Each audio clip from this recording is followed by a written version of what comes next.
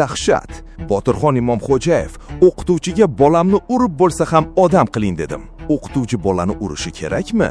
Botirxon Imomxo'jayev va Umida Mirhamidovadan kutilmagan bayonot.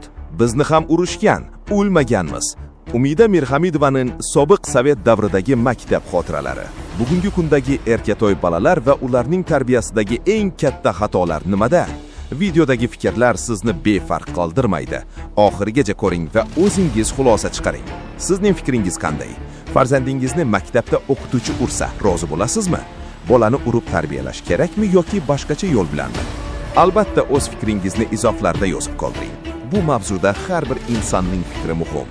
Dunyo yangiliklari va 24 yangiliklar kanallarimizda eng so'nggi, bahsli va shok xabarlarni birinchilardan bo'lib kuzatib boring.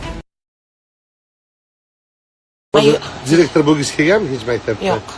Dars berganingizda qaysi fandan dars bergansiz? Rus tilidan. Bolalarni urarmi deysiz? Urgan bo'lardim. Urish kerak. Nima deb o'ylaysiz? Lekin mana bizani ham urgan, o'lmaganmiz. O'shani aytaman-da, hozirgilar to'polon botdi masalan.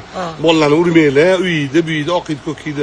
Bolalarni o'zi urish kerakmi, urmaslik kerakmi o'qituvchi? O'zi iloji boricha endi hozirgi kunda endi tarbiya qanaqasiga to'g'ri kelsa, shu yo'l bilan tarbiya qilish kerak. Biz lekin kaltayib katta bo'lganmiz, ayniqsa ota-onangga aytaman desa qo'rqardi.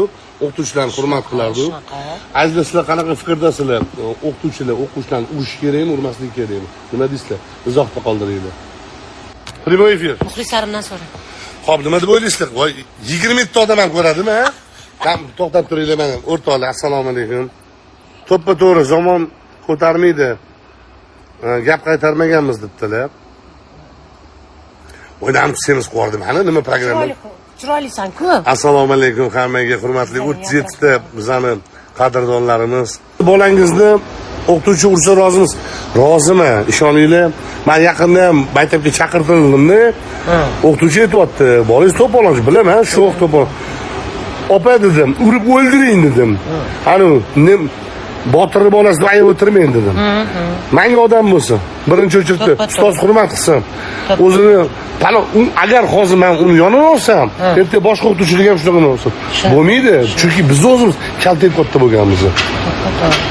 Biz hech kimga ishonmagan, ota-onangga aytib beraman desa tamom bo'lardi. Biz bolalarimizdan ham shu. Endi Botir aka misol urush deganda ular solib urishadi. Misol yo'q, mana matematika o'qituvchim bo'lardilar-da, shu chimchilardilar, o'zvalardilar. Mana shu chimchilashamchi, ambir bor, ambir nam. Uni burerdilar.